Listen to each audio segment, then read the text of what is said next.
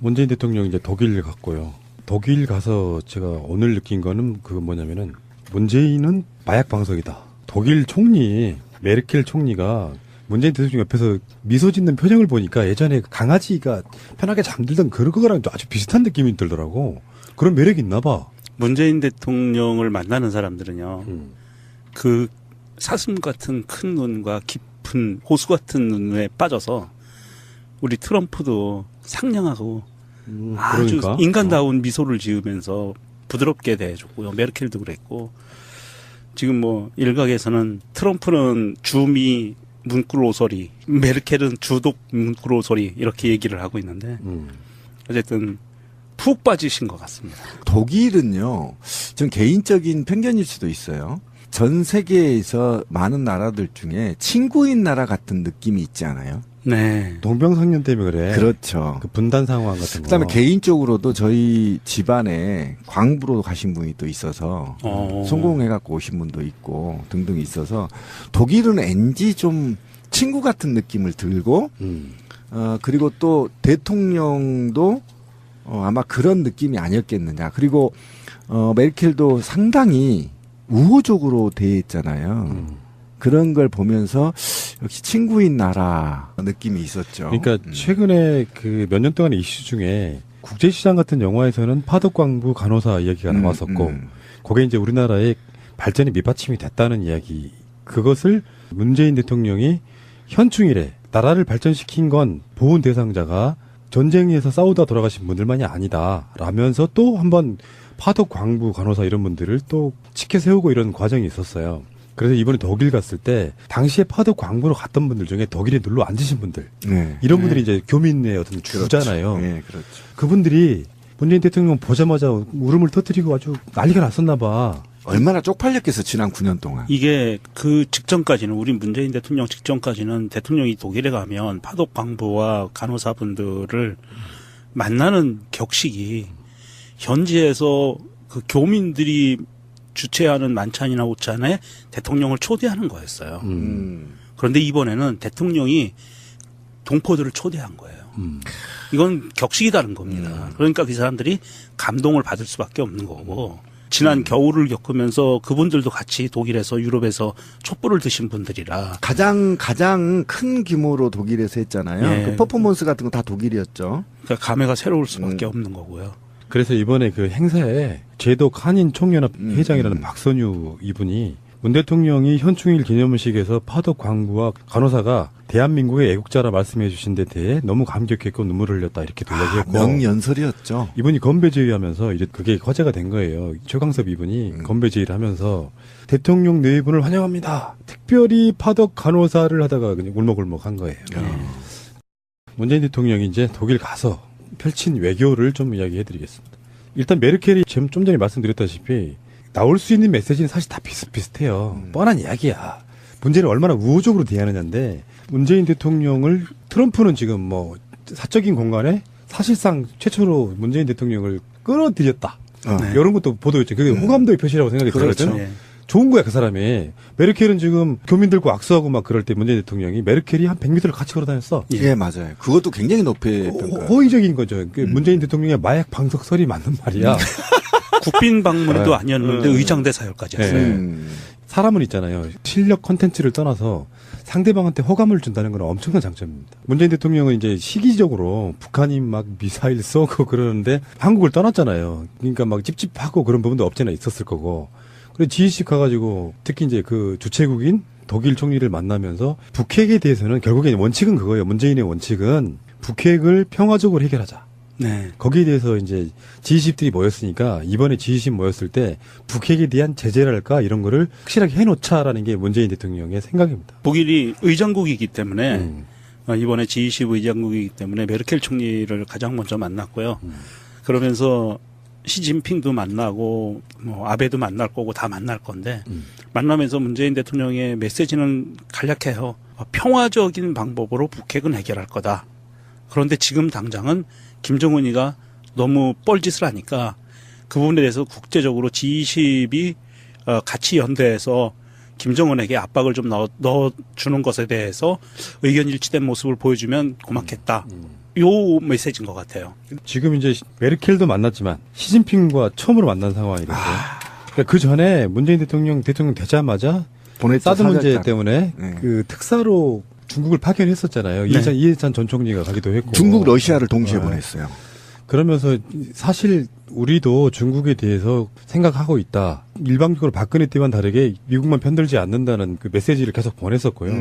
이 시진핑 자체도 내가 봤을 때 박근혜 대하듯 하지는 못할 거라는 생각이 좀 들고, 시진핑은 애초에 박근혜에 대해서는 굉장히 예우를 하면서 미국으로부터 좀 띄어내려고 나름대로 노력을 했던 부분이 있는데 박근혜 일방적으로 미국 편 들어서 중국 관계가 지금 사실상 파탄에 가까워서 사드 보복이라는 게 엄밀히 따지면 사드 자체를 갖고 중국이 화를 낸다기보다는 일방적으로 미국 편 드는 한국에 대한 보복이 사실 내용적으로 가깝지 않습니까? 그래서 지금 문재인 대통령은 일단 원칙적으로 이야기를 한 것 같아요. 사드 배치는 우리나라 주권 사안이다.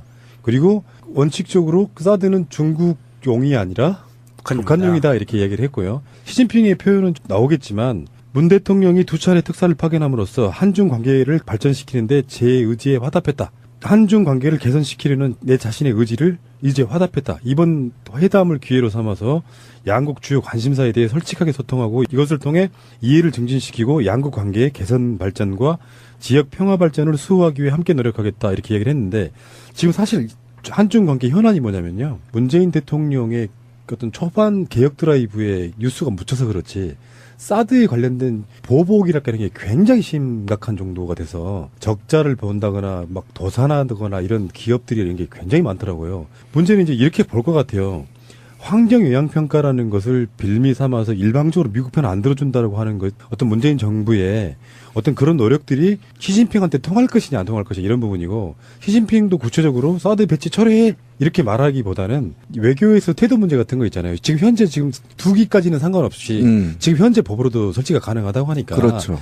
나머지를 설치함에 있어 갖고 환경영향평가를 하는데 앞으로 1년 걸릴지 2년 걸릴지 모른다 이거잖아. 지금 우리가 알고 있는 얘기까지는. 그렇죠. 그러니까 시진핑도 어느 정도 특사도 보냈지. 사드에 대해서 즉각 패치 같은 걸 안 하지. 그러면서 속내는 다 알지만, 시진핑도 알고 문재인도 알지만 상대방한테 난 당신네들 감시하기 위해서, 당신네들 핵을 방어하기 위해서 사드 배치를 하는 게 아니다. 사실 그 무기를 쓸 이유가 없잖아요. 쓸 수 없는 무기라고. 그러면서 자꾸 이렇게 서로 간에 서로를 좀 쓰다듬어주는 그런 분위기가 아닌가 이런 생각을 해봐요. 근데 그 말을 참 잘하셨는데, 문재인 대통령이 되자마자 무슨 일을 하셨냐면 중국과 러시아와 미국을 동시에 보냈어요. 시간차는 조금 있지만 동시에 특사들을 굉장히 무게 있는 사람으로 보냈는데, 이거에 대해서 이미 시진핑은 인지했다라는 겁니다. 그런데 아까 우리 권 PD가 얘기한 게 시진핑이 정확하게 알아들었어요. 이번에 만나자마자 뭐라고 화답을 했냐면, 시진핑이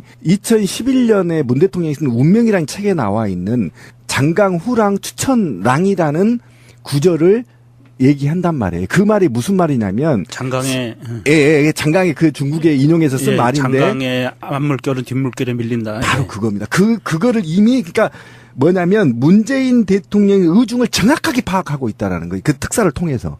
그러니까 이제는 대화를 통해서 솔직하게 얘기하자.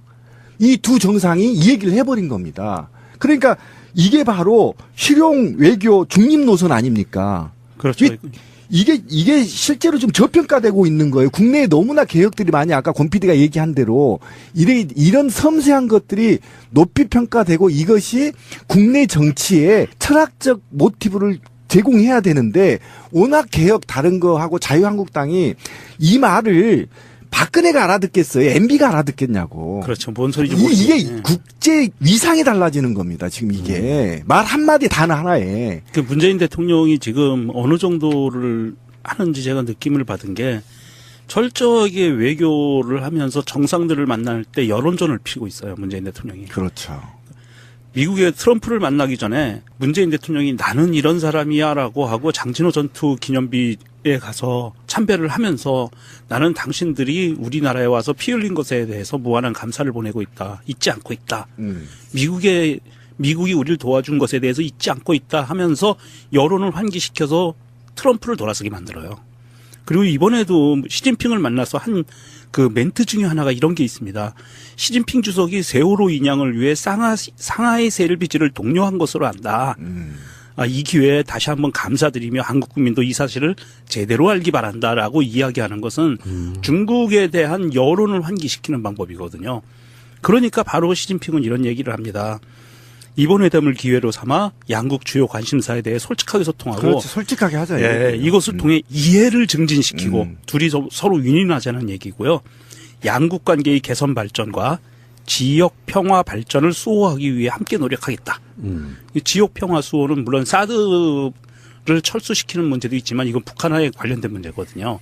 그러니까 시진핑이 스스로도 물론 어떤 이런 크게 뭉뚱그려서 말을 했지만 아마도 시진핑도 북한에 관련된 부분에 대해서 조금 더 우리 쪽에 대해서 가까운 노선을 걸어갈 확률이 높아지는 것 같고요. 문재인 대통령의 이 눈빛뿐이 아니라 이 말 한마디가 이게 외교가 되고 있네요.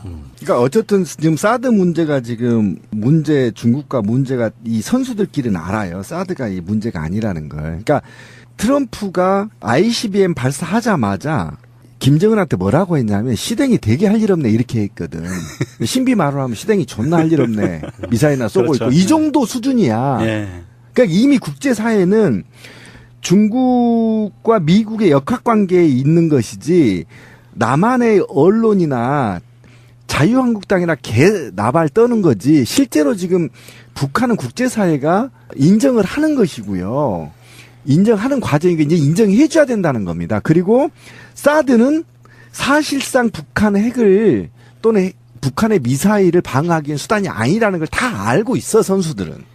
근데 이거에 관련 정치적으로 어떻게 풀어나가느냐의 문제. 그렇죠. 예. 각국이 이념적으로 엮여 있는 부분을 어떻게 풀어나갈 거냐의 문제를 이번에 문재인 대통령이 시진핑을 만나면서 이제 풀어나가 버렸다는 말이에요. 이게 이제 제가 항상 주장하는 그 태도 전도사 그렇죠. 저 아니겠습니까? 이명박 박근혜는 그런 식이었어요. 내부 정치용으로 써먹기 위해서 미국과 친하다는 걸 강조하는 거예요. 종미 사대 주제들이 굉장히 많은 나라잖아요. 그렇죠. 아직도. 예. 그렇게 써먹다 보니까 실제로 중요할 수 있는 다이어타의 나라들에 대해 소홀한 거죠. 심한 경우는 막상 이권이 관련되어 있는 미국과 중국이 부딪혔을 때 한 번쯤 사드를 배치하려고 하면 중국에게도 의사타진해보고 물어보고 봐주고 사실 저거 써먹을 무기도 아닌데 우리가 배치하려고 하는데 좀 봐줘. 우리가 좀 미국에 굉장히 많은 그 잡혀있는 입장 아니야. 이렇게라도 이렇게 살살거리면서라도 뭔가 그런 게 없었다 보니까 태도가 나쁘니까 실제로 피해는 국민들이 보는 이런 상태인 거거든요. 그 외교에 있어가지고 이런 방식으로 이렇게 다시 돌아가 보면 참여정부 때 그 균형자 같은 역할을 다시 돌아가는 거라고 생각이 들고 예. 실제로 신비님도 기억나실지 모르겠지만 방송 오래 하다 보니까 막 줄 듯 말 듯이라는 외교론이 있었잖아요. 그렇죠. 그 느낌으로 가주면 구애를 할 수밖에 없다니까. 한국이 누구 편 드느냐에 따라서 막 미국이 한국에다가 뭘 주면 중국 입장에서 야 우리도 줄게 하면서 그 외교를 끌어내는 그 역할을 해야 된다는 거죠. 그렇죠. 그 외교는 철저하게 외교는 국익을 위해서 EJ 전법을 써야 되거든요. 예. 그러니까 미국이 사드를 배치하겠다는 압박이 들어오면 살짝 중국 애들한테 이야기를 해서 중국과 미국이 싸우게 만들어야 돼요. 그게 바로 우리나라를 지킬 수 있는 그게 안정되게 갈 수 있는 균형자론이거든요. 어차피 미국은 중국을 견제하려고 그러고 중국은 미국의 세력이 한반도까지 들어와서 사드 배치하는 걸 반대하는 입장이기 때문에 두 나라가 외교적으로 풀 수 있게 우리가 가운데서 중심을 잡아줘야 되는데 박근혜 때 만약에 그 정도만 해줬다면 사드 배치는 안 됐어요. 그럼요. 근데 지나고 보면 참 우리가 멍청하지만 대단했던 것 같아요. 그러니까 김대중 대통령의 동북아 허브, 그 다음에 균형자론, 노무현 대통령이 균형자론을 통해서 어쨌든 북한의 12개 개성공단을 개설해서 북한의 수준을 끌어올린 다음에 문화적, 경제적, 그다음에 정치적 통일을 하겠다. 이게 만약에 지난 9년이 없이 민주정부 참여정부의 철학을 계승했더라면 지금 어떻게 됐을까? 와, 나 진짜 있잖아요. 그러니까 통일됐을 수도 있어요. MB하고 박근혜가 정말 미치도록 찢어주고 싶은 거야. 맞아. 어떻게 사진 찍으러 갔는데 화장실 가고 사진도 못 찍고 이런 사람이 대통령을 지금 나 중국 지금쯤 나 진짜 화가 나가지고 그러니까 그대로 갔다면 지금쯤 북한으로 수학여행도 가능했을지 몰라. 그럴 수도 있어요. 금강산 수학여행. 그리고 지금 자전거 타고 실크로드 갈 수 있었다는 거라는 거야. 그렇지. 에이 씨발. 씨발, 욕 나오네 내 진짜. 꿈이. 그래서 더 미워 이 새끼들이. 네. 중국은 외교가 판다 외교인가 봐요. 그러니까 시진핑이 독일 오기 전에 한 달 전에 또 독일 어디 동물원에다가 판사 기증을 했어. 그래서 둘이 시진핑하고 메르켈하고 둘이 가서 판다 보면서 막 좋아 죽겠는 뭐 이런 거 하더라고. 우리나라는 뭘 갖다 주면 판다 한 마리씩 보내면서. 옛날에 우리가 그게 유행했는데 호랑이. 아씨, 우리 호랑이.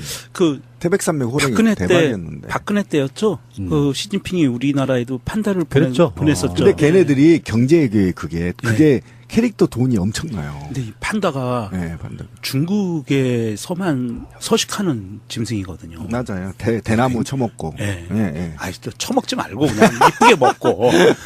그런 굉장히 상징성이 있는 동물이라 중국은 그걸 굉장히 활용을 잘하고 있어요. 근데 이소룡이 팬더로 바뀌어버렸잖아요. 그만큼 팬더가 중국에서는 대단한 거야. 그러니까 그게 바로 태도라는 거예요. 우리한테 가장 소중한 걸 주면서 주는 거지. 그게 중국의 문화이기도 하죠. 무슨 뭐 행사 같은 게 있으면 선물을 소중한 거 들고 가서 근데 그런 건데 우리는 뭐 있어요? 나 궁금한데. 그래서 김정숙 여사가 미국 갔을 때 뭘 줬냐 이렇게 봤더니 옷 도자기. 도자기. 공식적인 그 선물은 대부분 도자기가 되게 많단 말이에요. 근데 요즘 우리나라도 도자기 구워요? 그럼요. 아, 그래요? 다 그런 도공들이 있어요? 그럼요. 있구나. 아니요, 궁금해서 물어보고. 그런 고급 문화를 접해본 적이 없으시죠? 네, 그러니까.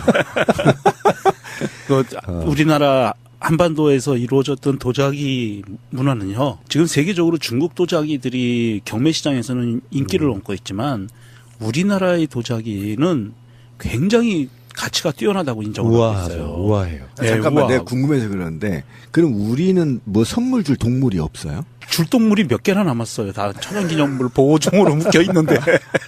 궁금해서. 우리 황소개구리 같다. 아이고. 자, 여기까지 하겠습니다. 문재인 대통령 외교 잘하고 계십니다. 역시 친구인 나라 느낌이 있었죠. 그러니까 최근에 그 몇 년 동안의 이슈 중에 국제시장 같은 영화에서는 파독광부 간호사 이야기가 나왔었고 그게 이제 우리나라의 발전이 밑받침이 됐다는 이야기. 그것을 문재인 대통령이 현충일에 나라를 발전시킨 건 보훈 대상자가 전쟁에서 싸우다 돌아가신 분들만이 아니다. 라면서 또 한번 파독광부 간호사 이런 분들을 또 치켜 세우고 이런 과정이 있었어요. 그래서 이번에 독일 갔을 때 당시에 파독광부로 갔던 분들 중에 독일에 눌러 앉으신 분들 이런 분들이 이제 교민의 어떤 주잖아요. 네, 그렇죠. 그분들이 문재인 대통령 보자마자 울음을 터뜨리고 아주 난리가 났었나 봐. 얼마나 쪽팔렸겠어 지난 9년 동안. 이게 그 직전까지는 우리 문재인 대통령 직전까지는 대통령이 독일에 가면 파독광부와 간호사분들을 만나는 격식이 현지에서 그 교민들이 주최하는 만찬이나 오찬에 대통령을 초대하는 거였어요. 그런데 이번에는 대통령이 동포들을 초대한 거예요. 이건 격식이 다른 겁니다. 그러니까 그 사람들이 감동을 받을 수밖에 없는 거고 지난 겨울을 겪으면서 그분들도 같이 독일에서 유럽에서 촛불을 드신 분들이라 가장 큰 규모로 독일에서 했잖아요. 네. 그 퍼포먼스 같은 거 다 독일이었죠. 그러니까 감회가 새로울 수밖에 없는 거고요. 그래서 이번에 그 행사에 제독 한인 총연합 회장이라 사드 보복이라는 게 엄밀히 따지면 사드 자체를 갖고 중국이 화를 낸다기보다는 일방적으로 미국 편드는 한국에 대한 보복이 사실 내용적으로 가깝지 않습니까? 그래서 지금 문재인 대통령은 일단 원칙적으로 이야기를 한 것 같아요. 사드 배치는 우리나라 주권 사안이다. 그리고 원칙적으로 그 사드는 중국용이 아니라 북한용이다 이렇게 이야기를 했고요. 시진핑의 표현은 나오겠지만 문 대통령이 2차례 특사를 파견함으로써 한중 관계를 발전시키는데 제 의지에 화답했다. 한중 관계를 개선시키려는 내 자신의 의지를 이제 화답했다. 이번 회담을 기회로 삼아서 양국 주요 관심사에 대해 솔직하게 소통하고 이것을 통해 이해를 증진시키고 양국 관계의 개선 발전과 지역 평화 발전을 수호하기 위해 함께 노력하겠다. 이렇게 얘기를 했는데 지금 사실 한중 관계 현안이 뭐냐면요. 문재인 대통령의 어떤 초반 개혁 드라이브에 뉴스가 묻혀서 그렇지 사드에 관련된 보복이랄까 이런 게 굉장히 심각한 정도가 돼서 적자를 본다거나 막 도산하거나 이런 기업들이 이런 게 굉장히 많더라고요. 문제는 이제 이렇게 볼 것 같아요. 환경영향평가라는 것을 빌미 삼아서 일방적으로 미국 편 안 들어준다고 하는 것, 어떤 문재인 정부의 어떤 그런 노력들이 시진핑한테 통할 것이냐 안 통할 것이냐 이런 부분이고 시진핑도 구체적으로 사드 배치 철회해 이렇게 말하기보다는 외교에서 태도 문제 같은 거 있잖아요. 지금 현재 지금 2기까지는 상관없이 지금 현재 법으로도 설치가 가능하다고 하니까 그렇죠. 나머지 문재인 대통령이 이제 독일 갔고요. 독일 가서 제가 오늘 느낀 거는 그 뭐냐면은 문재인은 마약 방석이다. 독일 총리 메르켈 총리가 문재인 대통령 옆에서 미소 짓는 표정을 보니까 예전에 강아지가 편하게 잠들던 그거랑 아주 비슷한 느낌이 들더라고. 그런 매력이 있나 봐. 문재인 대통령을 만나는 사람들은요. 그 사슴 같은 큰 눈과 깊은 호수 같은 눈에 빠져서 우리 트럼프도 상냥하고 아주 그러니까. 인간다운 미소를 지으면서 부드럽게 대해줬고요. 메르켈도 그랬고 지금 뭐 일각에서는 트럼프는 주미 문구로 소리, 메르켈은 주독 문구로 소리 이렇게 얘기를 하고 있는데 어쨌든 푹 빠지신 것 같습니다. 독일은요, 전 개인적인 편견일 수도 있어요. 전 세계에서 많은 나라들 중에 친구인 나라 같은 느낌이 있지 않아요? 네. 동병상련 때문에 그래. 그렇죠. 그 분단 상황 같은 거. 그다음에 개인적으로도 저희 집안에 광부로 가신 분이 또 있어서 성공해갖고 오신 분도 있고 등등 있어서 독일은 왠지 좀 친구 같은 느낌을 들고 그리고 또 대통령도 아마 그런 느낌이 아니었겠느냐. 그리고 메르켈도 상당히 우호적으로 대했잖아요.